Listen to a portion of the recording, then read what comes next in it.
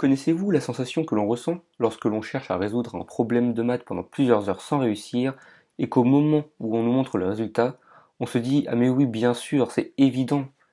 Eh bien, c'est un problème dans ce genre-là que nous allons voir aujourd'hui. C'est très impressionnant. Non, non, non, non, non, je suis complètement sérieuse là. Vous avez un, deux.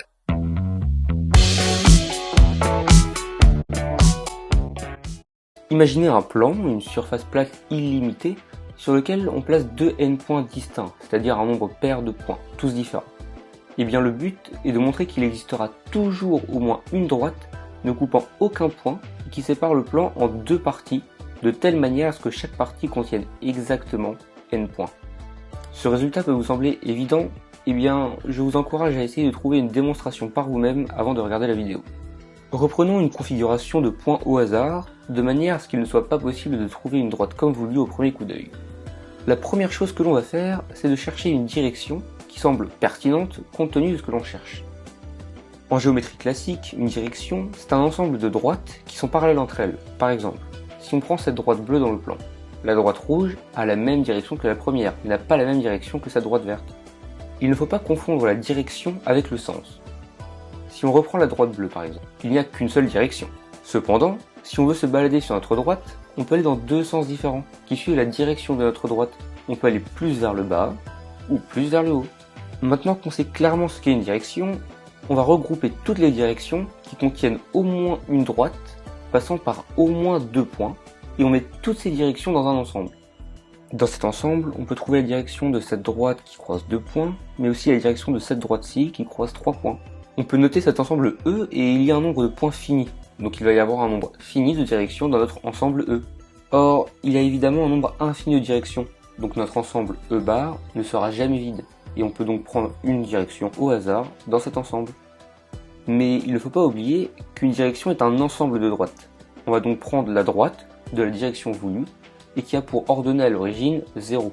C'est-à-dire que si l'on reprend notre plan avec notre groupe de points, la droite passe par le point de coordonnées 0, 0.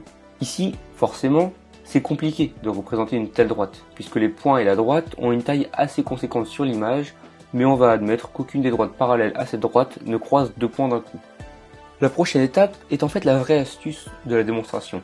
On va créer une fonction qui prend un nombre réel x et qui va donner une droite qui a la même direction que d, mais dont l'ordonnée à l'origine est x. Cette fonction illustre bien le fait que l'image d'une fonction n'a pas forcément la même nature que l'objet qu'elle prend au départ. Ici, on passe d'un réel à une droite. Par exemple, f de 0, c'est notre droite D. Elle passe bien par le point 0, 0. Et f de 1, c'est cette droite-ci, bien parallèle à notre droite D, et qui passe par le point 0, 1. On va aussi arbitrairement choisir un côté 1 et un côté 2, pour pouvoir s'y retrouver dans la suite.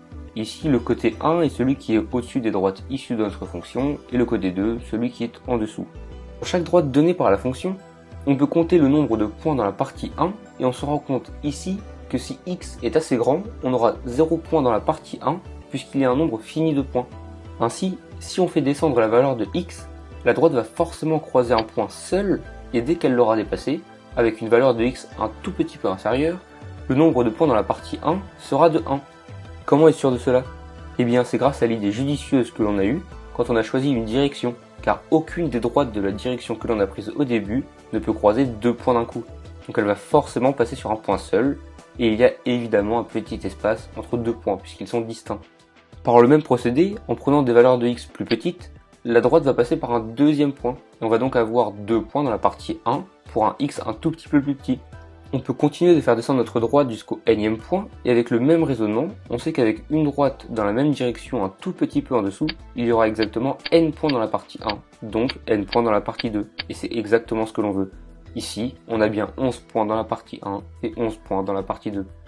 Je pense que l'idée de faire glisser une droite sur un plan pour prendre tous les points un par un vous semble maintenant très simple, et pourtant, arriver à trouver cette astuce par soi-même n'est vraiment pas simple, et c'est là toute la beauté de ce raisonnement, si simple et si compliqué à la fois. Si jamais vous avez des idées de sujets pour les prochaines vidéos, il ne faut surtout pas hésiter à m'en faire part. Non, je suis A complètement plus. sérieuse là.